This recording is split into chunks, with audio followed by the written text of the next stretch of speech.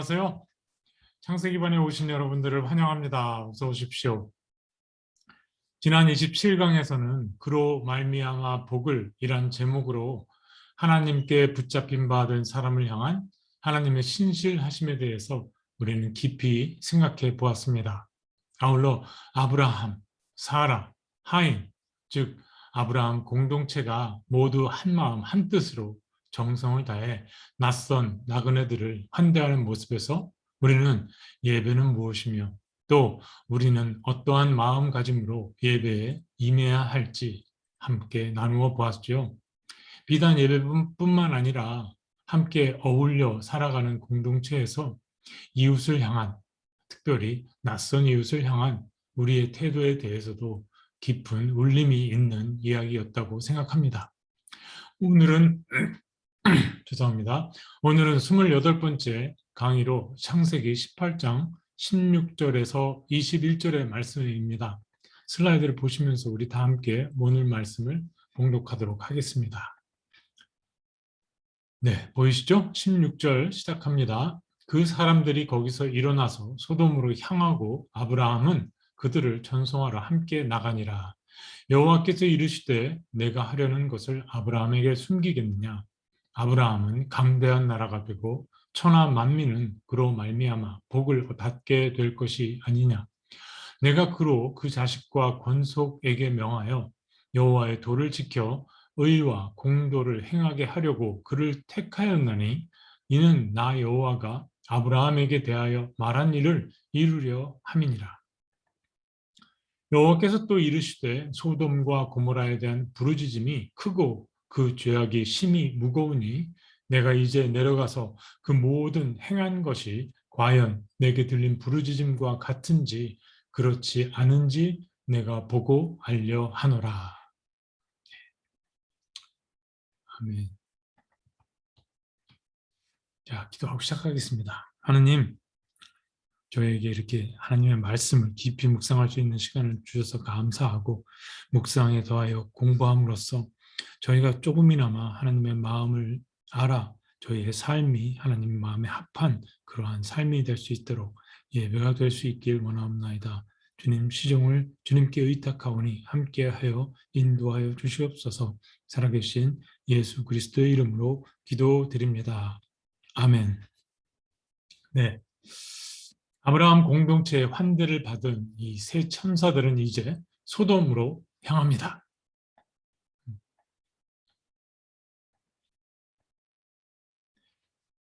아브라함은 얼마 동안 그들을 따라 함께 동행하며 배웅하지요.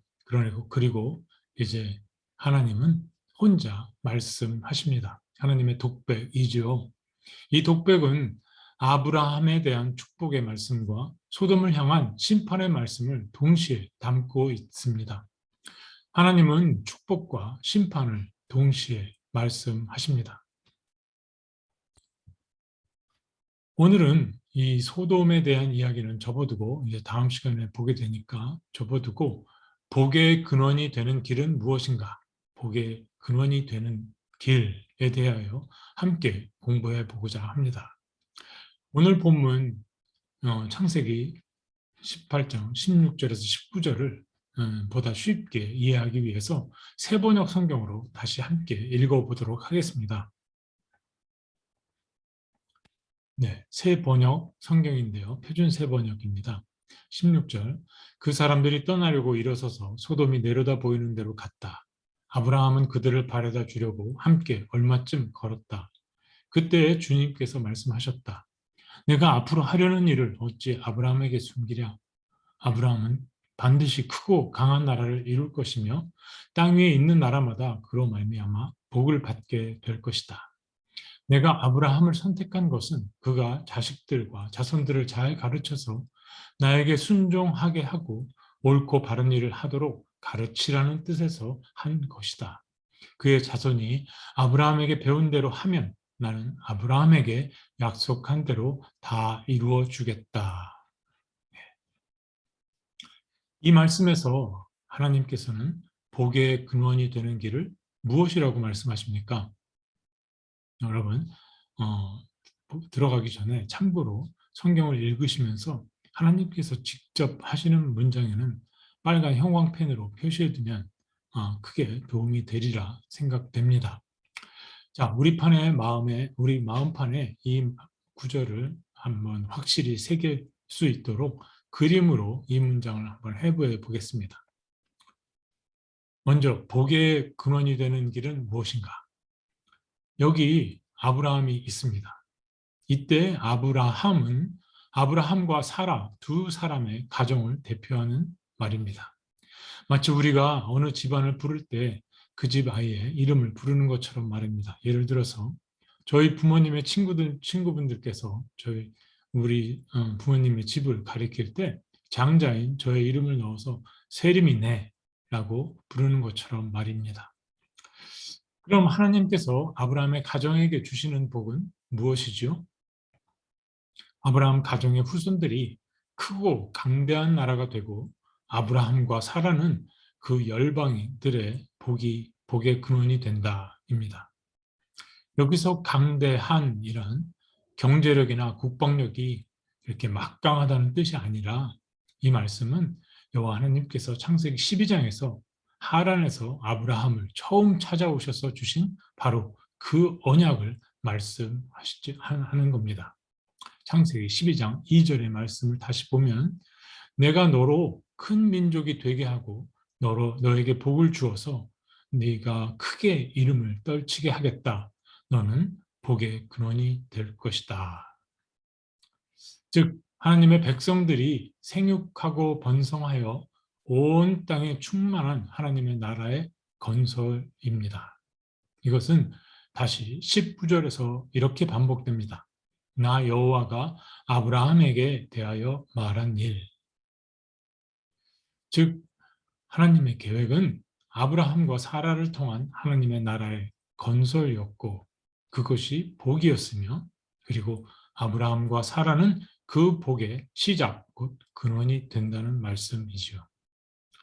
그러면 이제 복의 근원이 되는 길은 무엇이라고 말씀하시나 한번 19절을 다시 제가 봉독해 드리겠습니다.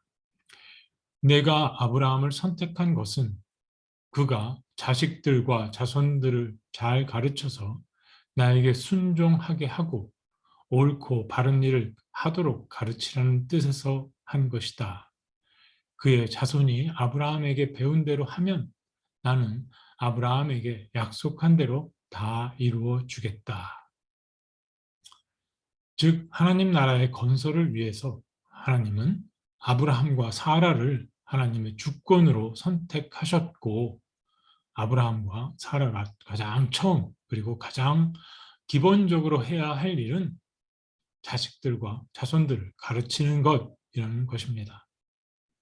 무엇을 가르쳐야 합니까? 네, 여호와의 길, 히브리어로는 데렉 아도나이. 이 하나님의 여호와의 길을 기억해서 지키게 하고 또 그 기초 위에 공도, 히브리어로는 츠데카, 즉 무엇이 하나님 앞에서 옳고 그른가를 분별해서 실천하도록 해야 한다는 것이죠. 그럴 때까지 가르치고 가르쳐야 한다는 것입니다. 이것이 바로 아브라함이 복의 근원이 되는 길이라는 것이죠. 이럴 때 하나님께서 아브라함에게 말씀하신 그 언약을 이루어 주신다는 것입니다. 자, 그러면 이 하나님의 말씀은 우리 삶에 어떤 교훈이 있을까 한번 생각해 보도록 하겠습니다. 저는 크게 두 가지로 나누어 볼 수 있다고 생각하는데요. 하나는 하나님의 주권과 인간의 자유 선택입니다. 또 다른 하나는 가르치는 것은 무엇인가에 관한 것입니다. 자, 먼저 하나님의 주권과 인간의 자유 선택에 대해서 한번 생각해 보겠습니다. 우리가 신앙생활을 하다 보면 이 두 가지가 부딪히는 경우를 많이 보게 되죠. 자, 19절의 말씀은 아브라함이 복의 근원이 되는 것은 전적으로 하나님의 주권적 선택이었으나 하나님의 선택 앞에 아브라함이 자유의지로 선택해서 해야 할 일이 있음을 알려줍니다. 이 부분은 아브라함의 할례에 대한 강의에서도 이미 말씀드린 바 있는데요. 인생은 여러분 다 아시다시피 선택의 연속입니다. 그 연속선상에서 인간은 하나님의 전적인 주권 아래서 주체적으로 선한 선택을 할 수 있는 존재로 담대히 설 수 있어야 합니다.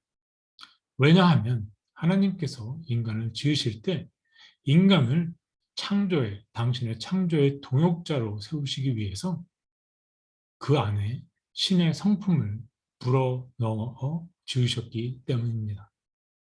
이때 인간은 하나님과 1대1의 관계에 놓이게 됩니다. 그리고 창조주 하나님은 인간이 어떤 선택을 하느냐에 따라서 영향을 받으시면서 주권적으로 역사를 진행시켜 나가십니다. 자, 다음으로 가르친다는 것입니다. 이 가르친다는 것은 어떤 내용을 담고 있나 한번 생각해 보죠. 국어사전을 찾아보니까 이 가르친다라는 말에는 깨닫거나 익히게 만들다와 가리키다라는 두 가지 의미가 담겨 있다고 합니다. 오늘 말씀에 적용해 보면 여호와의 길, 이 데렉 아도나이, 여호와의 길을 가리켜서 손가락으로 가리켜서 그 길을 깨닫게 하고 익히게 하여 삶에서 행하도록 해야 한다라는 말이 되겠죠. 여기서 행한다라는 말은 믿음으로 순종케 하는 것을 의미합니다. 여러분, 믿음과 순종은 별도의 두 개가 서로 나누어진 것이 아니라 같은 말입니다. 믿음과 순종은 곧 여호와의 길을 가르치고 배움에서 난다는 의미입니다. 그러면 우리가 가르치고 배워야 할 여호와의 길은 무엇일까요? 여호와의 길을 따르게 될 때 복을 받게 되므로 당연히 복 있는 사람이 걸어가는 그 길을 보면 그것이 여호와의 길인 줄 알 수 있겠죠. 그래서 저는 시편 1편 1절과 2절의 말씀을 떠올려 보았습니다. 잠깐만요. 자, 복 있는 사람은 악인들의 꾀를 따르지 아니하며 죄인들의 길에 서지 아니하며 오만한 자들의 자리에 앉지 아니하고 오직 여호와의 율법을 즐거워하여 그의 율법을 주야로 묵상하는도다. 아멘. 이런 뜻에서 유진 피터슨이라는 구약 신학자는 자신이 번역한 이 메시지 성경에서 이 창세기 18장 19절의 말씀을 이렇게 해석합니다.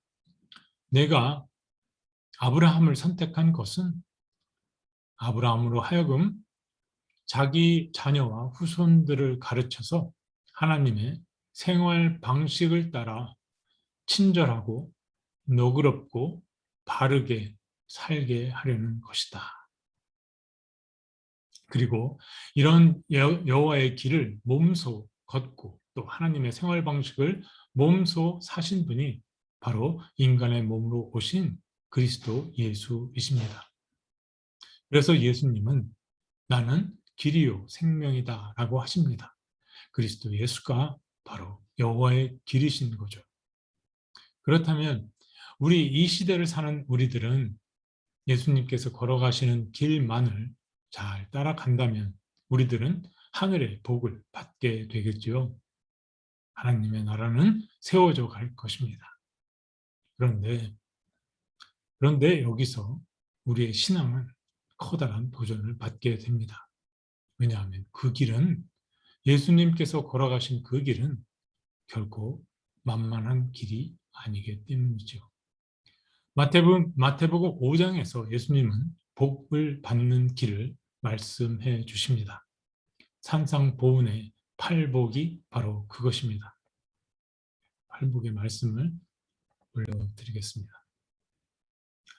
심령이 가난한 자는 복이 있나니 천국이 그들의 것이며 애통하는 자는 복이 있나니 그들이 위로를 받을 것이며 온유한 자는 복이 있나니 그들이 땅을 기업으로 받을 것이며 의에 줄이고 목마른 자는 복이 있나니 그들이 배부를 것이며 긍휼히 여기는 자는 복이 있나니 그들이 긍휼히 여김을 받을 것이며 마음이 청결한 자는 복이 있나니 그들이 하나님을 볼 것이며 화평하게 하는 자는 복이 있나니 그들이 하나님의 아들이라 일컬음을 받을 것이며 의를 위하여 박해를 받는 자는 복이 있나니 천국이 그들의 것임이라. 그리고 예수님은 이런 말씀으로 마치셨습니다. 누구든지 이를 행하며 가르치는 자는 천국에서 크다 일컬음을 받으리라. 자, 다음으로 이제 무엇을 가르칠 것인가를 살펴보았으니 그러면 어떻게 가르칠 것인가에 대해서 생각해 보겠습니다. 가르치는 사람은 그 사람이 누구이건 상관없이 여호와 하나님께서 가신 그 길을 여호와의 길을 하나님의 길을 자신이 아닌 타인에게 이렇게 가르치는 사람은 그가 누구이건 상관없이 다음 세 가지 질문에 자신을 비춰보아야 한다고 생각합니다. 제가 지금 여러분들을 가르치고 있지 않습니까? 가르치기 전에 제가 스스로 저 자신을 이 세 질문에 비춰보았어야 한다는 것이죠. 첫째, 당신의 배우자와의 관계는 어떻습니까? 둘째, 지금 당신의 자녀와의 관계는 어떻습니까? 또 셋째, 당신의 생활에서 하나님께서 관심하고 계신 부분은 무엇입니까? 곧 하나님의 관계입니다. 이 세 가지 질문은 비단 하나님 여호와의 도를 가르치는 사람뿐만 아니라 모든 사람에게 적용되는 공통된 질문인 것이죠. 왜 특별히 하나님의 길을 가르치는 사람이 배우자와 자녀와 하나님과의 관계를 점검해야 하는가? 그 이유는 예수님의 팔복에서 예수님께서 말씀하신 바와 같이 하나님의 길을 따라 행하게 될 때 누리는 복은 반드시 언제나 관계에서 비롯되기 때문입니다. 관계. 따라서 우리의 가르침이 참인지 거짓인지 그 판결은 우리가 맺고 있는 이 관계에서 반드시 검증되게 된다는 것이죠. 자녀 훈육에 대해서 한번 집중해서 생각해 보겠습니다. 여러분, 자녀들은 그들의 성장 과정에서 대략 세 가지 단계를 거치면서 부모로부터 가르침을 받게 됩니다. 그 첫 번째 단계가 부모가 말로 가르치는 여호와의 도를 그대로 받아들이는 배우는 단계입니다. 자녀들은 부모의 말을 정말 그대로 수용하죠. 왜냐하면 그들에게 부모는 우주요 진리이기 때문에 그렇습니다. 두 번째 단계는 부모 앞에서 여호와의 길을 배우는 단계입니다.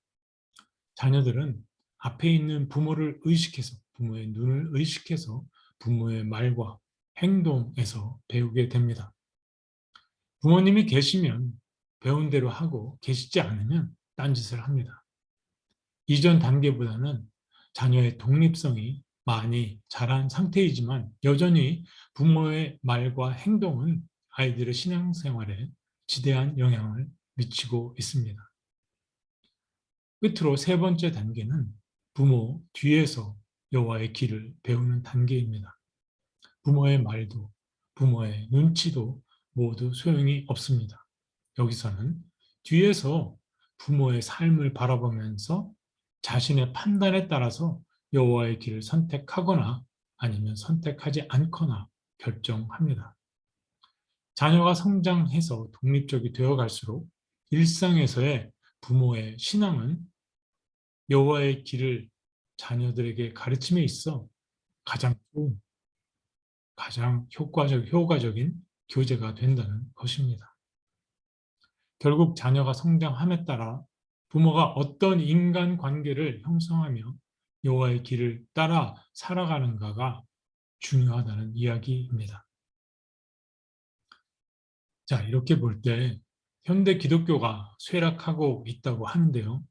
그 쇠락의 이유를 한번 다시 생각해 볼 필요가 있겠습니다. 흔히들 교회 타락, 또 성직자의 타락을 기독교의 쇠락의 큰 원인으로 지적하기도 하지만은요. 우리가 오늘 말씀에 비추어 볼 때 실은 정작 가장 큰 중요한 이유는 가정에서 신앙의 대물림이 끊어져 버린 그것이 바로 큰 원인이라 하겠습니다.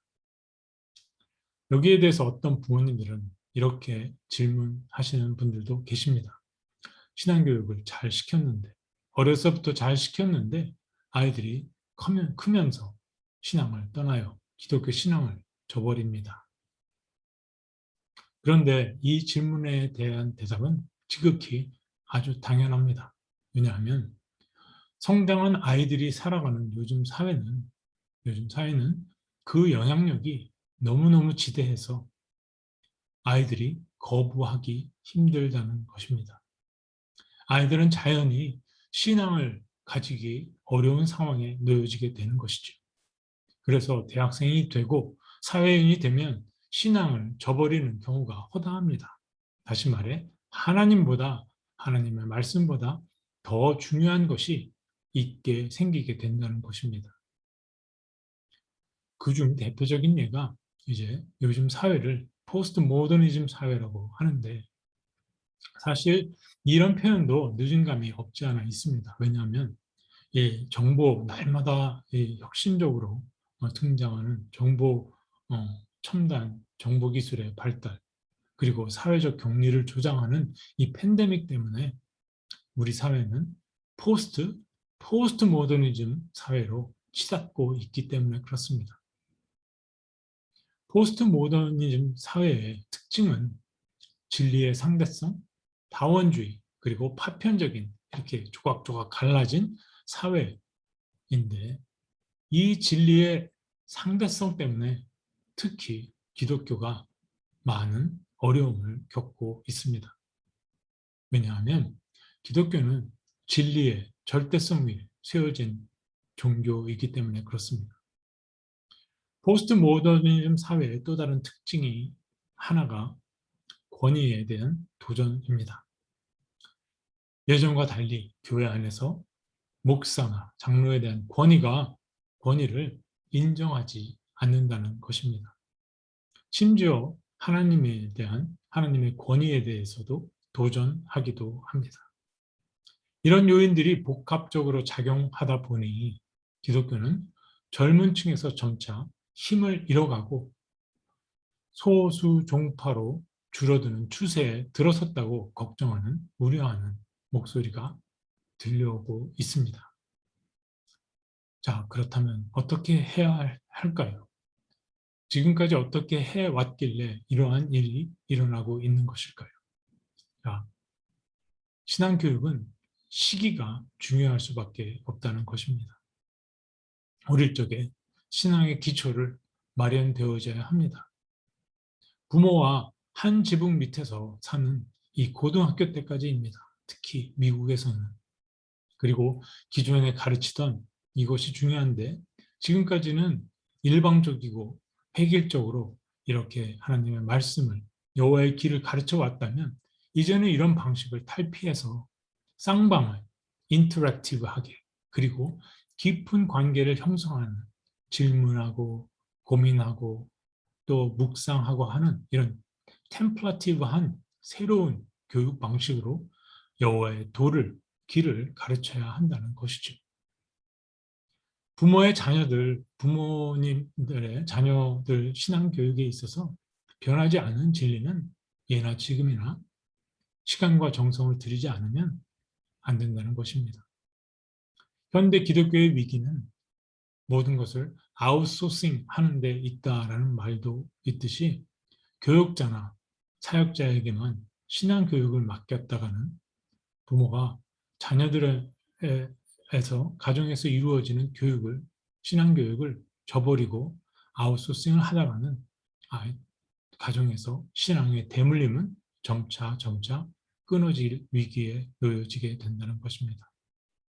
부모는 가정에서 아이들에게 신앙을 가르치면서 또 자신이 배우게 되므로 자신의 신앙도 깊어지는 경험을 하게 됩니다.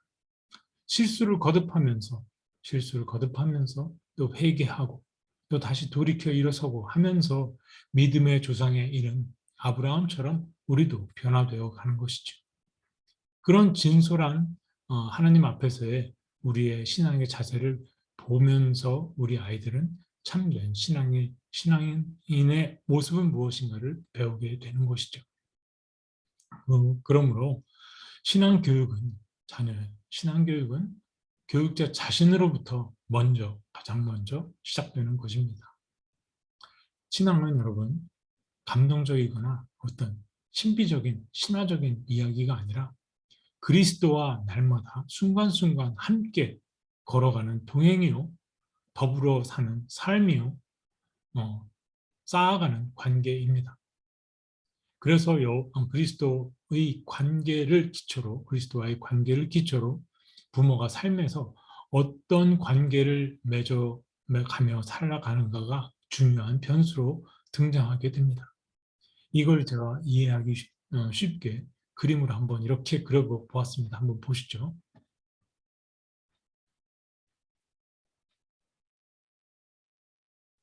전에는 나의 삶에서 말씀과 크고 작은 관계들이 이렇게 따로따로 각각 떨어져서 있었지만 여호와의 길을 내가 배우고 익히면서 행하면서 모든 관계들이 말씀을 기초로 차곡차곡 질서가 잡혀가는 겁니다. 결과적으로 가정에서 신앙 교육에서 중요한 것은 여호와의 길, 곧 말씀을 따라 행하는 나의 삶에 기초한 나와 배우자의 관계, 나와 자녀들과의 관계라는 이야기입니다. 나아가서는 나와 피조 세계, 자연, 환경, 이런 관계도 포함이 되겠죠. 이런 관계 속에서 여호와의 말씀에 기초한 관계 속에서 자녀들은 여호와의 길을 따르는 부모를 보며 신앙을 배우게 됩니다. 그래서 자녀의 신앙 교육을 교회에만 맡기기에 앞서서 자녀들과 관계하는 가정에서 양육자로서 부모가 서 있는 그 자리에서 먼저 이루어져야 하는 것입니다. 네, 꼭 장성해버린 자녀들은 기독교 신앙에서 멀어질 수 있다고 말씀을 드렸는데요. 그런데 그런 자녀들을 위해 기도하지 않는 부모님들은 누구입니까? 그런 부모들은 자녀들의 삶에서 하나님께서 역사하시는 그 하나님의 섭리를 믿는 것이 아니라 그들의 운명을 맡기는 겁니다. 그들을 운명에 맡기는 겁니다. 어떻게 되겠지. 그런 부모는 자신의 신앙이 자신의 삶을 구성하는 하나의 조각일 뿐 신앙이 자기 삶의 기초가 되지 않기 때문입니다. 10달을 배가 아파서 낳은 자녀가 지금 구원에서 멀어져 가고 있습니다. 그런데 왜 기도하지 않고 기도해도 눈물이 나오지 않는 것일까요? 자신의 영혼을 위해 기도하며 울어본 사람만이 타인의 영혼을 위해 기도하며 눈물을 흘릴 수 있다라는 말이 있습니다. 이건 맞는 말 같습니다, 여러분. 자식도 내 몸 밖의 영혼인데 양육자된 부모가 자신의 영혼을 위해 물어보지 못했으니 내 몸 밖의 자식을 위해 기도할 때도 어떻게 눈물이 날 수 있을까요? 그러므로 기독교 신앙에서 멀어져 있건 아니면 신앙 안에서 자라고 있건 여러분의 자녀를 위해서 기도하십시오. 동시에 자신의 영혼을 위해 영혼을 하나님 앞에 내려놓고 눈물로 기도하시기 바랍니다.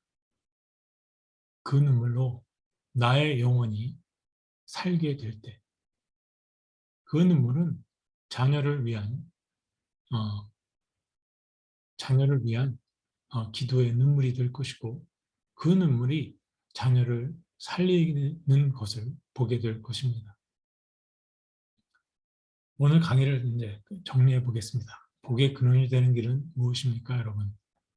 그 길은 멀리 있지 않습니다. 바로 나에게서 시작하고 내가 지금 이 자리에 서 있는 가정에서 시작합니다. 그것이 복의 근원이 되는 자리입니다. 삶이 어떤 만 가지 얼굴을 갖고 찾아와도 복의 근원이 되는 이 자리를 끝까지 지켜내시고 그곳에서 여호와의 길을 가르치기 힘쓴다면 내가 복을 받고 나의 자녀들이 복을 받고 나의 이웃들도 그리고 나아가 우리들로부터 시작되는 여러 민족들이 복을 받게 될 것입니다. 아브라함을 향한 하나님의 언약의 이 축복이 창세기반 여러분 한 분 한 분께 한 분 삶 가운데 이루어지길 바랍니다. 함께 생각하는 질문입니다.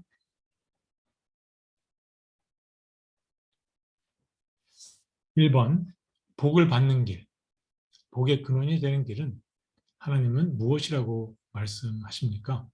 2번, 오늘 강의를 들으시고 지금 나의 가정에 교회에서 멀어지고 있거나 또 기독교 신앙에서 이렇게 소원해진 자녀가 있다면 그 이유는 무엇이라고 생각하십니까? 3번, 이제 비디오 링크를 하나 보내드릴 텐데요. 그 비디오를 한번 보시고 느낀 점을 한번 나눠보시기 바랍니다. 그 영상을 보시고요. 네. 다음 시간 이번 28강 자기학습 말씀드립니다. 토의, 줌토의는 11월 16일 화요일 저녁 8시에 있습니다. 그리고 숙제, 공통질문 생각하고 정리해 보시고요. 11월 21일 오는 주일 예배 후에 12시 30분에 뉴스실에서 창세기반 첫 모임을 갖도록 하겠습니다. 이미 나눠드린 한 말씀만 하소서 이 박완서님의 그 일기 한번 읽으시고 어떤 부분이 자기의 삶과 공명하는가 그 부분을 한번 정리하셔서 함께 하실 때 나눠주시면 좋겠습니다. 네, 자, 그러면 우리 기도하고 마치겠습니다. 하나님 감사합니다. 오늘 하나님의 주권적 선택하에서 아브라함이 해야 할 일, 그것은 자녀와 자손들에게 여호와의 도를 하나님의 길을 가르치는 것이었음을 알았습니다. 하나님, 이 가르친다는 것이 얼마나 중한 소명인지 알게 됩니다. 주님, 가르치기 이전에 저희가 먼저 배우게 하시고 제가 하나님 앞에서 그 저로부터 뻗어나가는 모든 관계들이 하나님 앞에 의롭게 되길 원하옵나이다. 주님, 그럼으로써 말이 아닌 저의 하나님 앞에서의 진솔한 신앙인으로서의 삶을 통해서 저희 자녀들에게 신앙은 무엇이며 그 예수 그리스도는 누구이시며 하나님은 누구이신가를 깨닫게 하는 그런 참된 교육이 이루어질 수 있도록 이 가정에서 이루어질 수 있도록 도와주시옵소서.